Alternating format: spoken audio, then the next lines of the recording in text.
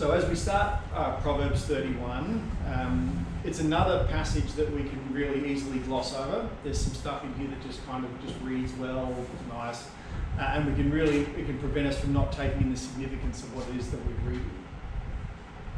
And the whole Bible can often be like that. We just skim over it and forget what we're reading, and we can miss so much when we're not really deliberate. Now, earlier in Proverbs, we had, it was easy to miss as we drew out the significance of Lady Wisdom calling in those open chapters of Proverbs. Now, who was calling? It was Lady Wisdom. Lady Wisdom was calling to the people.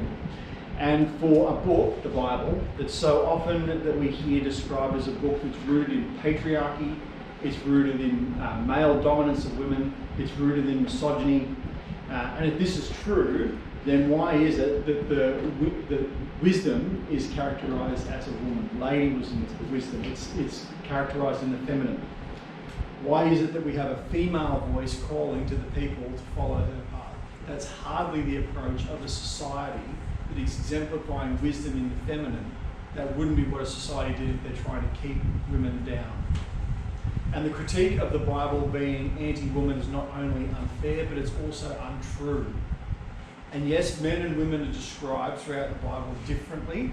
At times they have different roles and responsibility, but it's not the case that women are beleaguered, rebuked, or forgotten about in God's word. And as we hit Proverbs 31, this is true again, and it's worth just focusing on for a minute. Because as we open up Proverbs 31, we have the passage described. So Proverbs 31, the whole of the chapter, it's described as the words from King Lemuel's mother. It's not from King Lemuel, it's from King Lemuel's mother. And from Proverbs 31, verses 10 to 31, which is the majority of the chapter, it will be delivered by a woman about a woman. And that's what closes off the book of Proverbs. And there are those who advocate that when we're reading the Bible, when we look for what comes last in a book, in the Bible, that can be very important for us. Endings of a book, how a book concludes, often function as a theological window on what a book really wants to leave us with. For example, Ecclesiastes ends with, "Fear God and keep his commandments." And many see that as that's the thematic resolution to the book that opens vanity, vanity, all is vanity. And it concludes, "Fear God and keep his commandments." That's the resolution to the problem at the start of the book. In another way, you could look at the book of Revelation, which opens with this, with Jesus calling, and we have the 7 letters to 7 churches, and it ends in the hope of the new creation, of Jesus' coming again, and frames that whole book, that everything that we consider as we go through it, it ends in Jesus' return, setting up his kingdom, eternity beginning. So the last chapter or the epilogue of a book can be very significant. It's not always the case, sometimes we just have a narrative, but often it is very significant. And many commentators see Proverbs 31 as a poetic climax, and particularly 31, 10 to 31, which deals with the Proverbs 31 woman. They see it as a poetic climax that embodies wisdom in concrete domestic, economic, and communal terms.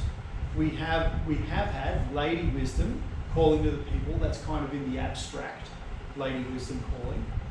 And then we conclude here with a picture of the woman of strength, the woman of valor, a picture of an earthly woman. This is someone who's doing things that people do, things that people do on the earth. And this is frequently understood as a personification or a lived picture of the wisdom that was instructed at the start is now lived in the woman in Proverbs 31. So all that we see in wisdom throughout the book of Proverbs is now lived in this person described in Proverbs 31. And further, as mentioned, the fact that the poem is framed as teaching that ultimately comes from a woman, this is Lemuel's mother speaking, is noticed by many as having a striking balance to the earlier instruction in the early chapters of Proverbs that came from a father to his son. Okay? And those speeches, and this now closes a carefully crafted book, closing with this portrait of wisdom. So Proverbs isn't just a whole bunch of random sayings. It has a very deliberate order, and we're coming to the climax of it now. Now, there are conjectures regarding Lemuel's mother. Who is it? Who's speaking here? There's different views on this. I'm going to share you one view. It's the view I happen to have. If you want to challenge me on it, please feel free. But this is my perspective. So Solomon in the Bible is given many names. He is given the name Jedediah. He is given the name Solomon. He's referred to as the Koheleth. An ancient rabbinic literature, such as the Babylonian Talmud, lists Lemuel among several names or titles for Solomon. And medieval Jewish commentators like Rashi and other later Christian writers often follow this identification, treating Lemuel as Solomon, taking that as the standard reading. And one reason to take that view is because the name Lemuel is commonly taken to mean belonging to God or devoted to God. That's what it means in Hebrew, which fits Solomon's birth name of Jedediah, which means beloved of the Lord, or the friend of God, the one that God loves. And those who support this view suggest that this could function, Lemuel could function as a throne name, or as I personally probably lean towards, a term of endearment, like we might have a special name for one of our children that we call as a nickname, or a term of endearment that we call our children. And this is a term used especially by Bathsheba of her son. So Proverbs 31:1 presents an oracle taught by a queen mother to a king, regardless of who it is, that's what it is. It's a queen mother to a king, which would naturally fit Bathsheba instructing Solomon.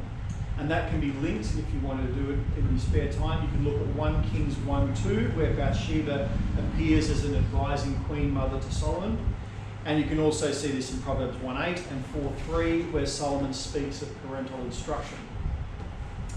So, the advice that we're given here that King Lemuel's mother gives, the advice she specifically chooses to give, if we actually listen to it, it's very pertinent.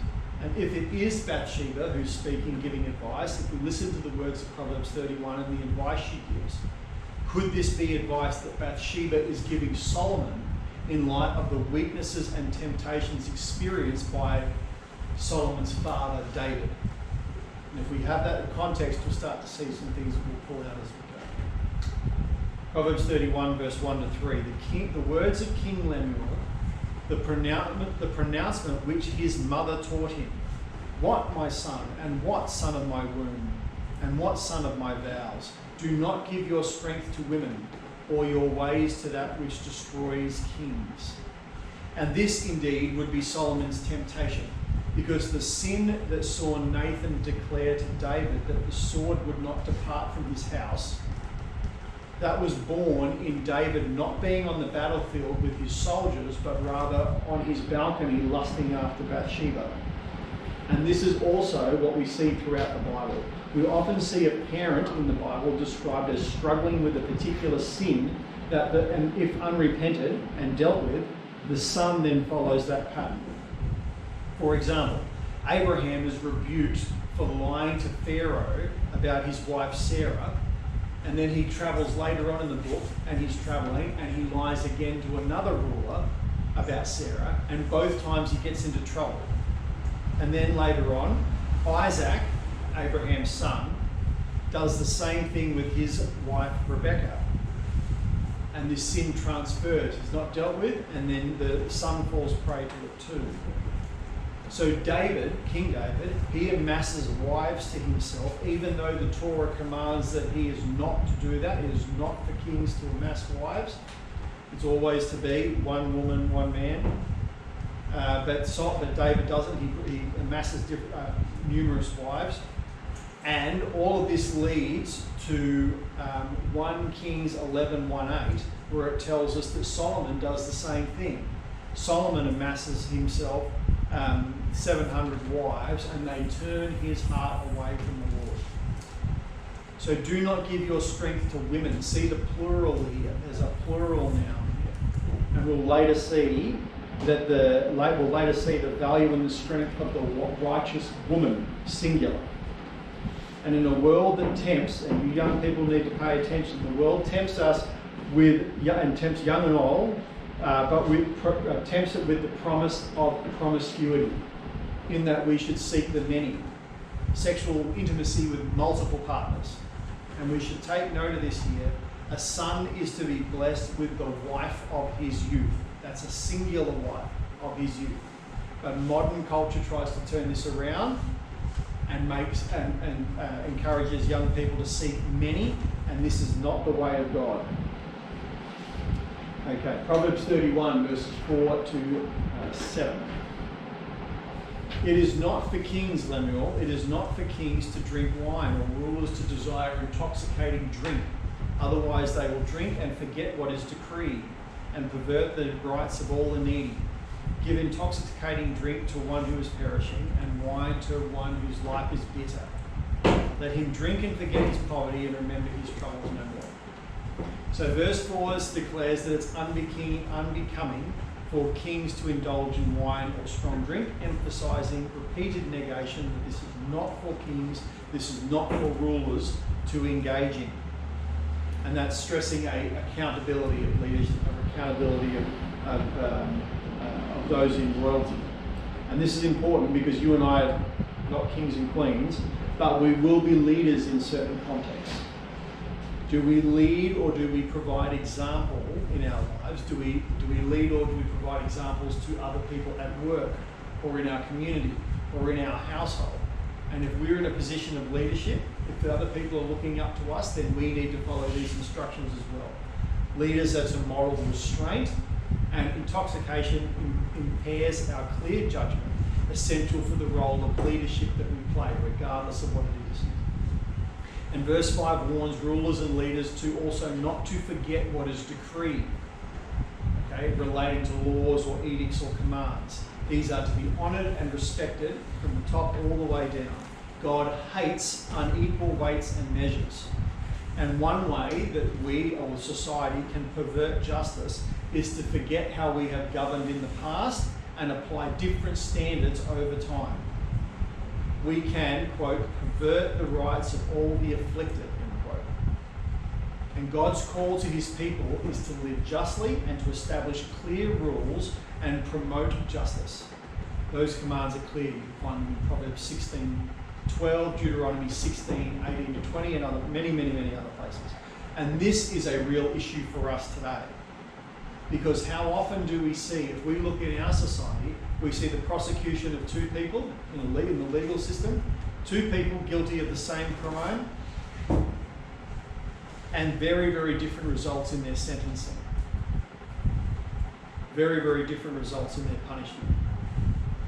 And when we look at that, when we look at some people who do serious crimes and are let off that another person would not, we should take note of that, because how is that perversion of justice working out for our society so far?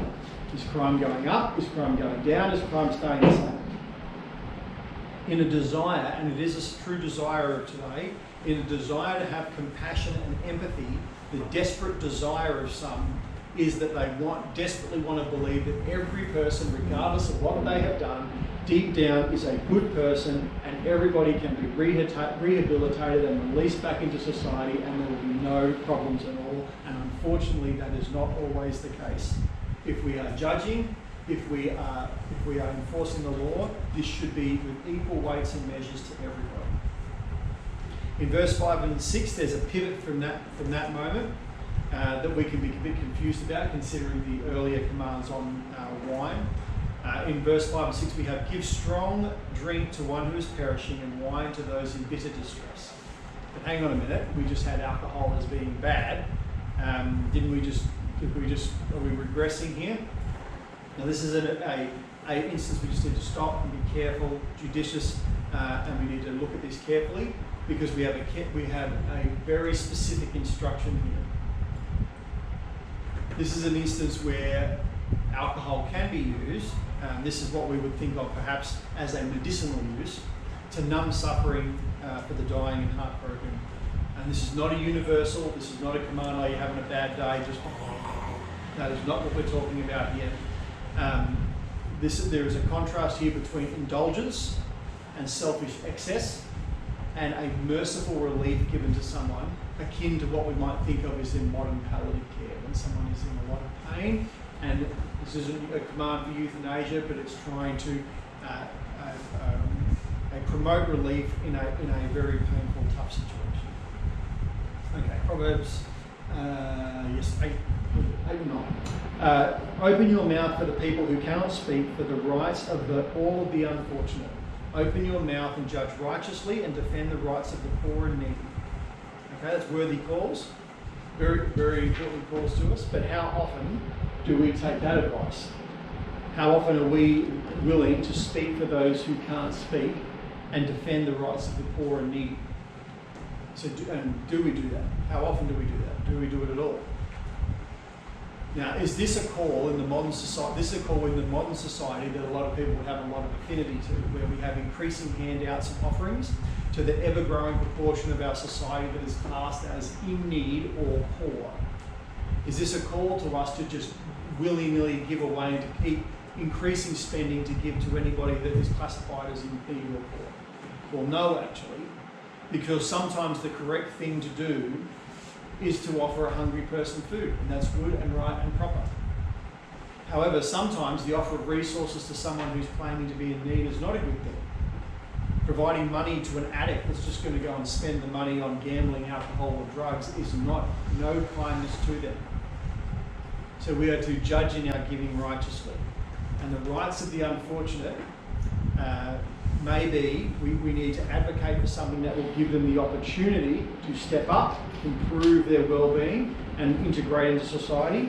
And sometimes it might be that we have to deny someone something because it is not going to do them any, if it's going to hurt them, then it needs to be withheld from them. And also we must be willing to speak. We must be willing to call out injustice. And that's very important. And in our nation, we must speak about things that are good and proper and true. And so much today that we hear, and so much of that it is spoken about, is not good, proper and true. And yet it goes unchallenged. People say things that at any other time in our recent past would have been absolutely absurd, and they go unchallenged. So we are not righteous in always being quiet either. But at times, I admit that sometimes somebody is saying something they're not going to listen to, and it's a case that you are not to cast your pearls before the swine. But there are times when we should speak up. And if we are never speaking, if we can look back on our week and we've never declared the truth of God's word in our week to anybody else, then this is a problem. There are times when we are to speak up. Okay, so that's just by way of introduction. This is the meat of what we're really here to talk about. Proverbs 31 verses 10 to 12. An excellent wife, who can find her? For her worth is far above jewels. The heart of her husband trusts in her, and she will have no lack of gain. She does him good and not evil all the days of her life. Indeed, an excellent wife, who can find her? And believe me, that is no easy thing. Not for a man and not for a woman either. A man has to seek for a godly and righteous woman if he is going to find a wife, and a woman is to seek for a godly husband. A woman is to seek for a godly husband if she is to be a righteous woman as well. However, a prominent US pastor has described that for those of us that are called to marriage, and most of us inevitably will be, that finding a godly spouse is not about finding the right person, but it's more about being the right person first. And that's no easy thing. The heart of her husband trusts in the woman here in Proverbs. The heart of her husband trusts in her, and he will have no lack of gain. This woman whose worth is far above jewels, the heart of her husband trusts in her. And we can be quick here to pull bits out and twist them around, or people can look at them and try and corrupt all this. We can be quick here to note that the husband receives the gain, but, however, what of the husband's gains is not also the wife's. In the New Testament, Paul tells husbands and wives that they are indeed one in one flesh, and they're to share everything they have. That what they have is in common. Even their own bodies are not their own, but belong to their spouses. The wife's body is the husband's, and the husband's body is the wife's. And they complement each other. and they have no lack in the success that they share together. The success that they have is shared, and she does him good and not evil all the days of her life, and he should do no less as well. Verse 13, she looks for wool and linen and works with her hands in delight. She is like merchant ships. She brings her food from afar, and she rises while it is still night and gives food to her household and portions to her attendants. So this is an active woman. This is an entrepreneurial woman, as we shall see. She works, and she works hard. She works with her hands, with material, with food.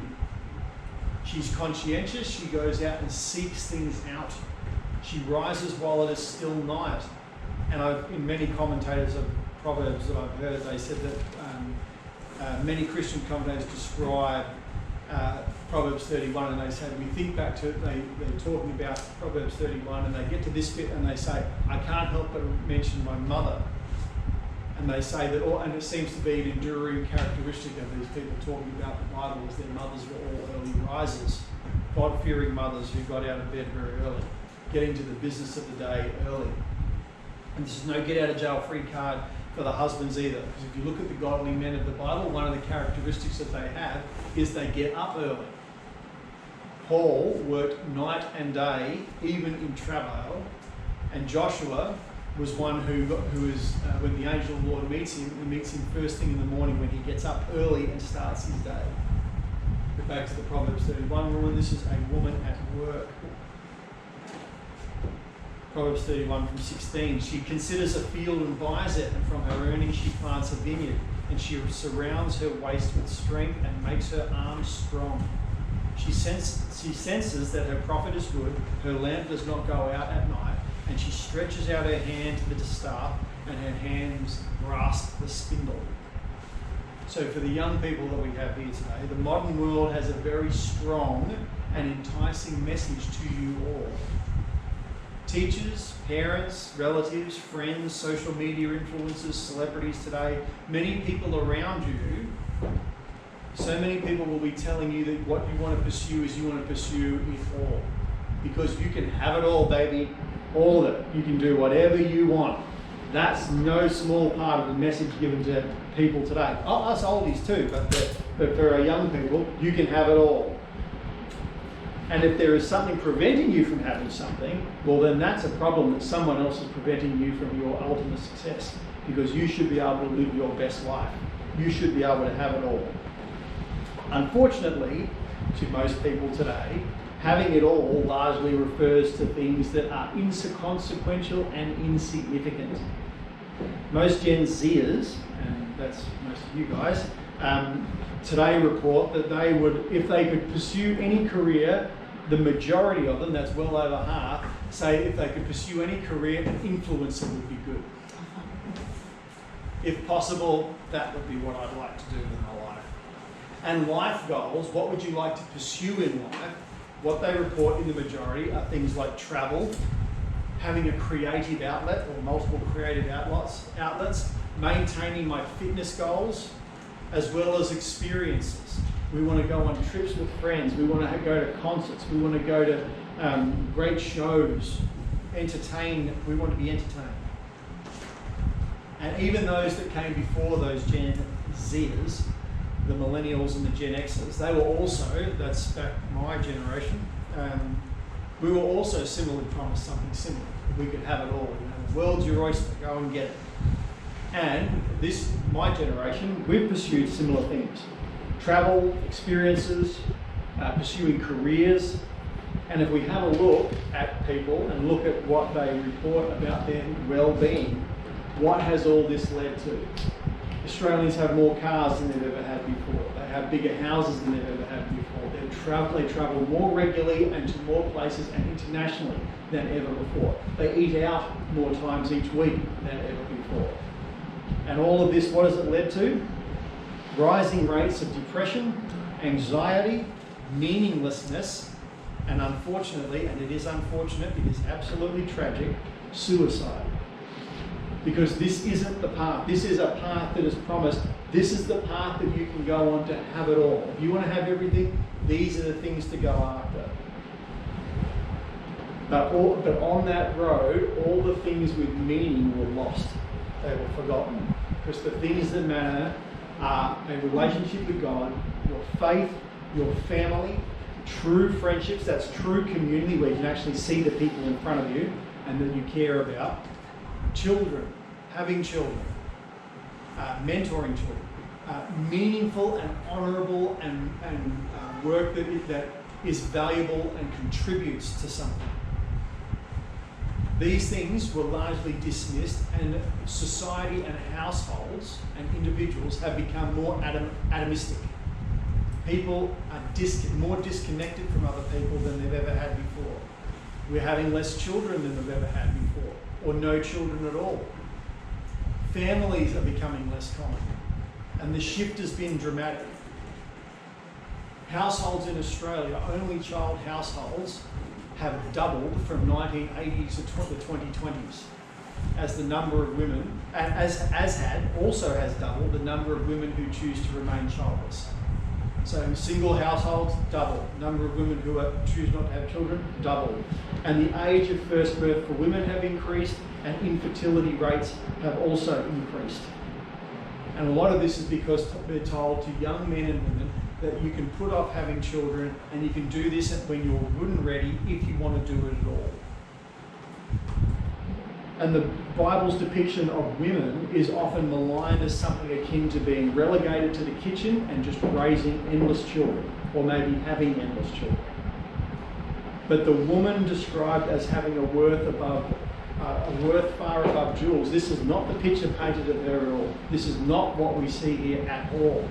This woman is active. She has her own business. It's hers. She's an entrepreneur.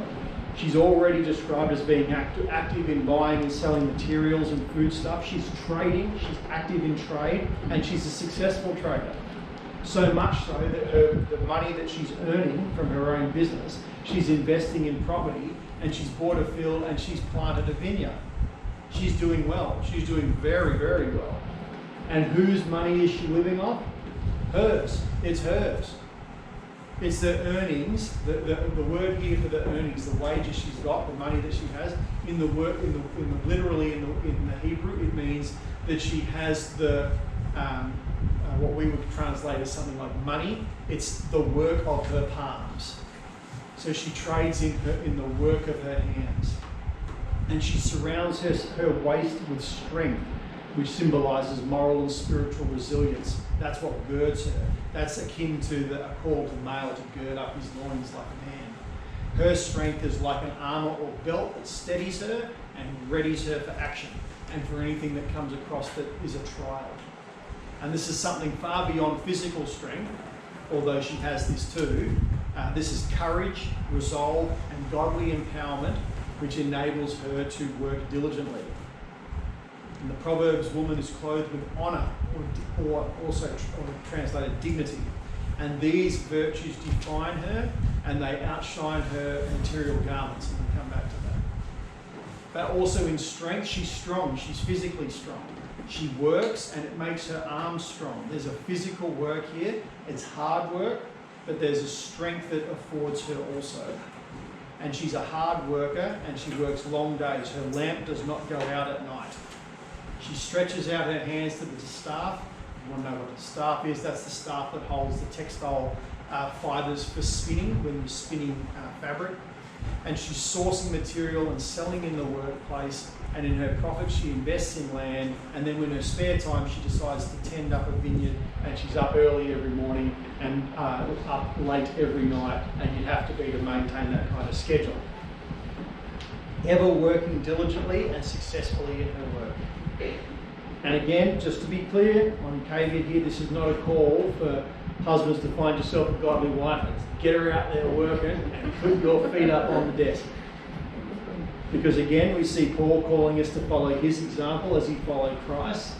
Paul, who worked night and day in great trial, who worked as a tent maker so he wouldn't burden some of the fledgling churches he had started. So work is not something that male or female should be scared of. Work is a good thing, meaningful, good hard work, and there's nothing wrong with that at all. And when God saw the world at creation and he saw all that he had made, he saw that it was good, and in that creation there was work. Because Adam was tasked with naming the animals that were brought to him. And that happened before the fall. Before the fall, God gave Adam and Eve work, things to do. So when people say, what will we do in heaven? Well, there's lots of things, but likely one of the things we'll be doing is we'll be working up there. Work is a good thing. Now, the work that we do, if we're working, it won't be on earth, like it is on earth, where we have briars and thorns as a result of sin entering the world. We will be doing good work with none of that problem, because work is a good thing. And the Proverbs 31 woman is not fearful of working, and she's diligent in working, and she's very successful. It doesn't mean that everything she's done, everything she's traded has been a success. That is not saying that everything we'll put our hands to will succeed, but her diligent and ongoing effort and conscientiousness pays off to her over time. And she is successful, and we'll come back to that as well. But quick caveat here, while she's successful, she's not greedy, because she extends her hand to the poor and she stretches out her hands to the needy. Even in her success, she tends to the needy and she gives to those who are poor. She is not afraid of the snow for her household, for all her household are clothed in scarlet, and she makes coverings for herself. Her clothing is fine linen and purple. Her husband is known in the gates, where he sits among the elders of the land. So we don't probably mean this doesn't mean a whole lot to us. This is describing fine garments, expensive fabric. Scarlet and purple were expensive colours. So we would think of brand names. They didn't have brand names, they had colours. Some colours were more expensive than others. Purple in particular was a very expensive colour. And that speaks of profit and success that have enabled her to purchase these. And the gates where her husband is known is like what we would think of as like the local council or city hall or Parliament House. The gates were where the leaders of the town would go to meet, the city gates. When Boaz goes to the nearer kinsman in the book of Ruth to try and pursue Ruth's hands in marriage, when he goes to do that, he goes to the city gate, because that's where the deals and the important people are. And the Proverbs woman's husband is known in the gates and sits with the elders. So these are a pair. This is a couple. This is a power couple, if you will, in the modern vernacular, that are both diligent, and the work of both of them see them succeed, and they support each other, and they are more than what they can be together than what they would have been on their own. She makes linen garments and sells them and supplies belts to the tradesmen. Is there anything this woman is not doing? She is doing it, and everything here, she's not just going down to, Spotlight and grabbing reams of fabric and making better clothes. She's spinning this stuff and getting the... There's nothing she can't fit into her day, and we'll come into how later on. But how anyone who has a woman like that, if you've got a godly wife more precious than rubies, if you're a husband and you've got a wife like that, you'll know exactly what Lemuel's mother is talking about. She just does everything. Verse 25, strength and dignity are her clothing, and she smiles at the future. She opens her mouth in wisdom, and the teaching of kindness is on her tongue. And she watches over the activities of her household and does not eat the bread of idleness. So this woman, successful in business, financially sufficient in resources to have financial access to fine linen, may be clothed literally. So literally she's wearing fine garments in scarlet and purple. Okay, so outwardly she's wearing the designer stuff. I'm not going to date myself here. I have no idea what's designer now, what the expensive clothing is. Just put that in your own imagination. But on the outward, when you look at her, she's wearing expensive clothing. However, she is not actually clothed in these things. That's not how she views herself as being clothed. Her success allows her to feed her family, to give to the needy, to work in a meaningful vocation, and her real clothing is strength and dignity. That's what she wears. So that's about her intention. So if you wear, dress up nice, there's nothing wrong with that, but what's your intention behind it? Are you showing off? Proverbs 31 woman is dressed in strength and dignity.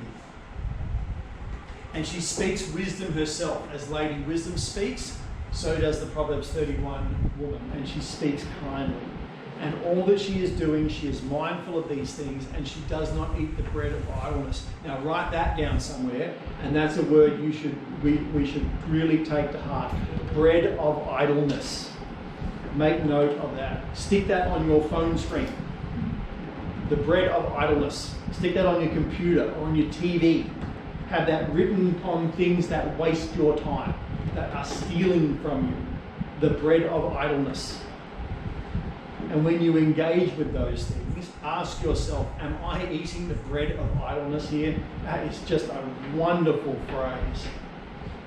And it's really important, really, really important, because we can look at the woman in Proverbs 31, and you go through and say, she's doing this, and she's doing this, and she's doing this, and you go, no human can do that. I can't do that. No woman can keep, no woman, no man, no one can keep up with this. This is ridiculous. No one could possibly do all this. Well, what could we really do if we were up before the sun and our lamp didn't go out? What would we be capable of if we didn't eat the bread of idleness? How much could we do for the Lord on the few short days that we have on the earth if we weren't content in letting things steal our time in the bread of idleness? Verse 28. Her children rise up and bless her, her husband also, and he praises her, saying, many daughters have done nobly, but you excel them all. You said that, Paul? Yeah. You told her that? Good. Many daughters have done nobly, but you excel them all. Charm is deceitful and beauty is vain, but a woman who fears the Lord, she shall be praised. Give her the product of her hands, and let her works praise her in the gates. And all of us, friends, make no mistake, this is what we should all aspire to. For the woman, if you're a female, be the Proverbs 31 woman. Be the one of whom it can be said, many daughters have done nobly, but you exceed them all. Be a woman who fears the Lord, loves him, and works diligently each day. And for men, strive, work hard, pursue all that God has called you to, so that you might possibly be worthy to call yourself the son of the Most High God, and on this earth might be blessed that you might be worthy of such a woman as described in Proverbs 31. That's what you should be seeking. And for our young women, look around you, learn from godly women in your lives, adopt their godly traits, study and learn the attributes of the Proverbs 31 woman and pursue her example. And for our young men, be worthy of such a woman. Be a godly enough man that you would be a godly husband and a worthy enough husband that a Proverbs 31 woman would seek to be your wife. And that's no easy task. For if such a woman is more precious than jewels, how much better do you have to be for such a precious thing to want to be joined to you? And all of us, make no mistake, Satan wants to steal your time from you and from me. And he wants us to chow down continuously on the bread of idleness and to rob us of our precious, fleeting moments on the earth. He wants to take away your potential. He wants to take away my potential. He wants to steal years from you, pursuing yourself, pursuing travel, pursuing mindless work or a meaningless career, pursuing study or education, streaming, movies, concerts, video games. Put anything you want in here, anything that is not drawing you closer to the Lord and making you more like him. He wants you to be distracted. He wants me to be distracted. He wants us distracted and idle. Not investing in the currency of heaven, but investing in the currency of earth and things that have no difference. What's the difference?